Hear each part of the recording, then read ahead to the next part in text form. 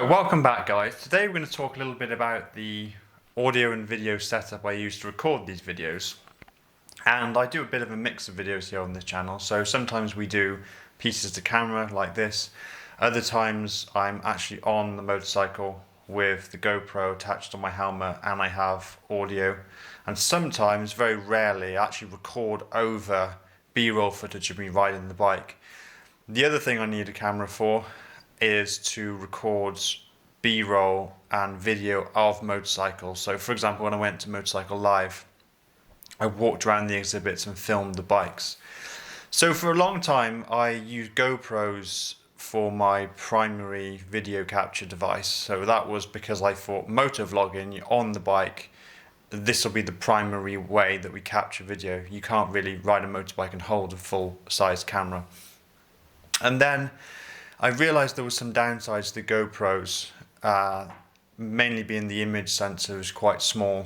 They do get a really wide field of view and they do record 4K 60, so you can slow it down. But the colours aren't quite there, the dynamic range isn't quite there. It just doesn't look that professional when you're shooting things that aren't kind of point of view with GoPro.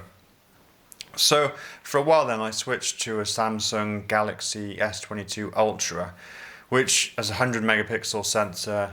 It does record 8K, I think at 30 frames, and obviously 4K 60. So it's a good, for a phone, at the time of recording this, it's the best phone you could get. But I knew I needed to upgrade really to make the channel look a little bit better, to get the images to pop. And one thing I really wanted was this subject separation, which you can see now. So if you look at the background's actually blurred or out of focus, whereas I'm in focus, and it's still going to work if I move forward or back. And so I needed a more professional camera to get that effect really for my pieces to camera. So as the channel grew a little bit, I've done less stuff on the bikes and more stuff to the camera, which I'm becoming more comfortable with as time goes on, which is really good. And I've upgraded then to a more, is it professional level? It's kind of entry professional level recording setup. Okay, so now we're going to switch over to GoPro and just let you see the difference in image quality. Okay, so I've now switched over to the GoPro and I'm just going to show you my main camera. So this is the FujiFilm X-H2. I went back and forth a lot on what camera I was going to invest in because I didn't have an existing system with lenses already, so I was buying into a camera system. And the last camera I had, I actually bought in 2006. It was a bridge camera, also from Fujifilm, as the S9600, and I just got on really well with it, and it lasted about 10 years. It only records 480p video, it doesn't even record a standard high definition. But I knew I wanted to get back into more professional cameras, and so I looked at a variety of cameras. I looked at the Sony, a little bit at Panasonic, not really at Canon, and obviously of course at Fujifilm.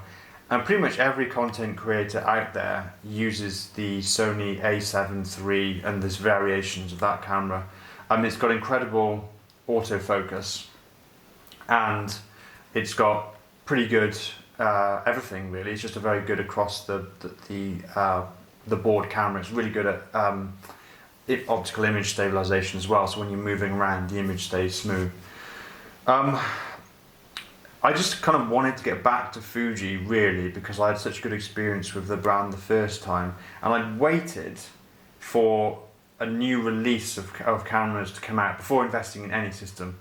So I was waiting. I knew the Panasonic released the GH6, which is a really good micro four thirds camera. Everybody uses that for vlogging. That's really good. Fuji just released the X-H2S, which is a stacked sensor, 26 megapixel, very high speed shooting. It allows you to do 4K 120. And then in November time or end of October, they released this camera, which is the X-H2. And the X-H2 is a sort of a sister camera to the X-H2S. Now, originally the X-H2S was seen as the video-focused hybrid camera, and this was seen as the stills-focused hybrid camera. What became apparent over time is that both cameras were actually excellent hybrid cameras. Whereas this one has a 40 megapixel APS-C sensor. It's actually a slower readout sensor.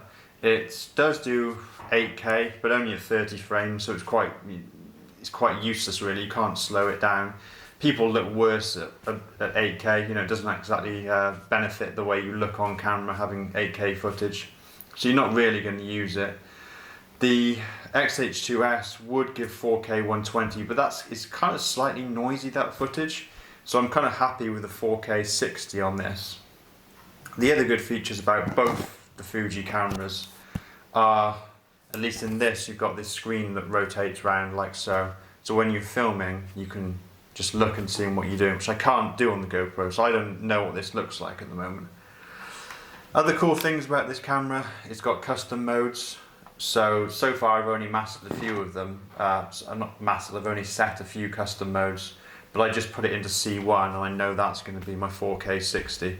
It's also got custom buttons as well, so these buttons on the front, which I've set for eye tracking. So if I turn the camera on, maybe you'll be able to see this or not. Okay, so yeah, I can then turn this round, and if I press these buttons on the front, I'm turning the eye tracking on or off. It also has some custom modes for detection of a subject, and one of the custom modes is actually motorcycles. So being a motorcycle vlogger, I thought that was really cool. There's actually an AI algorithm in this camera that identifies push bikes and motorcycles. So overall, I really like the Fuji build. It's got the screen which is reversible as well. Obviously other brands have that too. Custom buttons, 4K 60, but it's a proper camera with a proper sensor, and so I'm getting good dynamic range. I'm getting the inbuilt stabilization in the camera body at this price point. Going from an action camera to a proper camera system, I get that benefit in a range of lenses. So I've got a couple of lenses for this.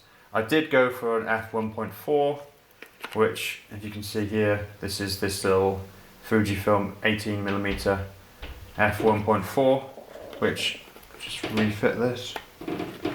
Oh, that's bad. There you go. Bad practice to hold the lens of the sensor of the camera up. So I'm still learning that.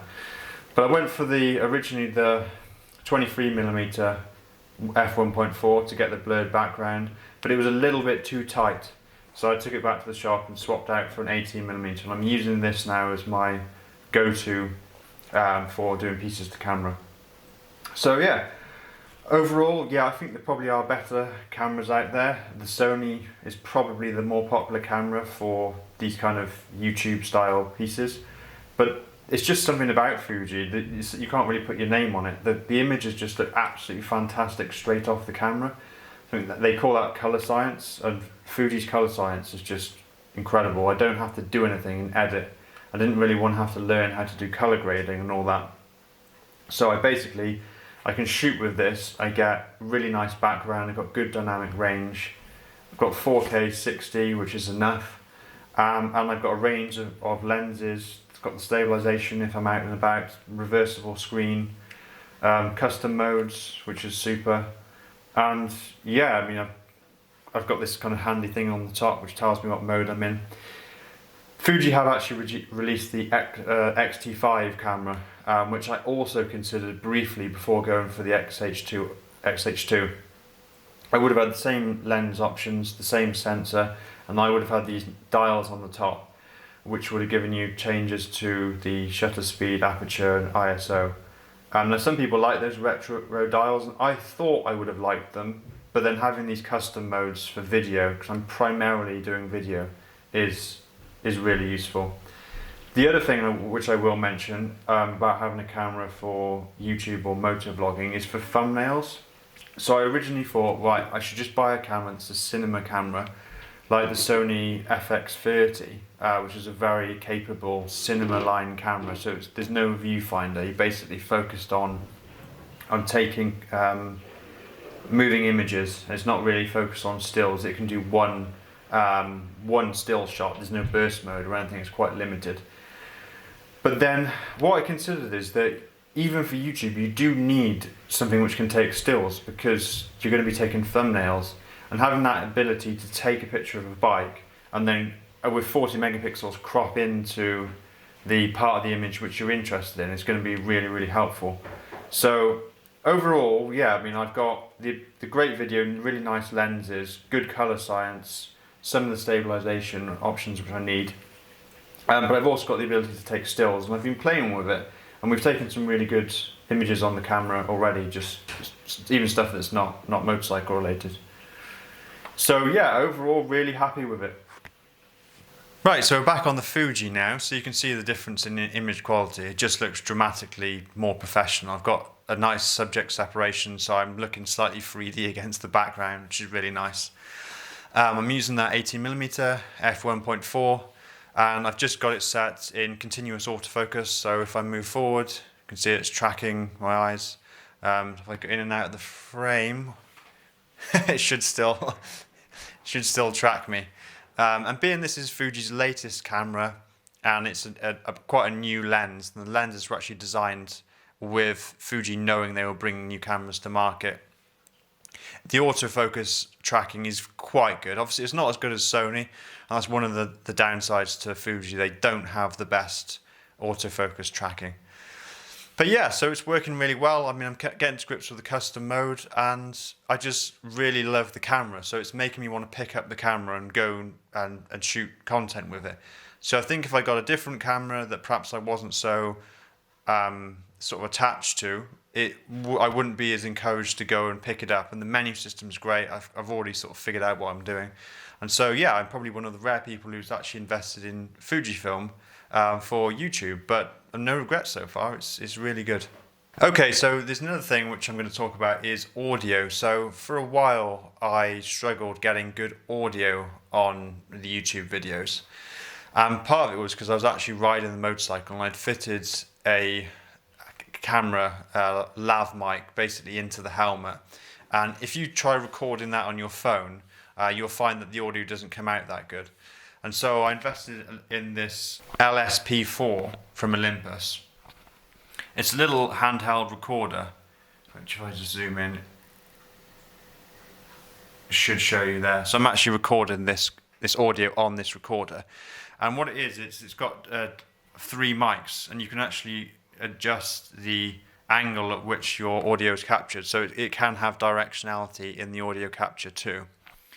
The other thing is you can set the recording level, so just before you hit record you can just adjust so that if it's quiet in the background or if it's going to be a loud sound that's recording, you can prevent it from clipping. It's also got an automatic function, and it's quite automatic in the fact that it's going to up and down the recording level as noises get louder or quieter during the video, which is really, really handy, especially when you're riding motorcycles.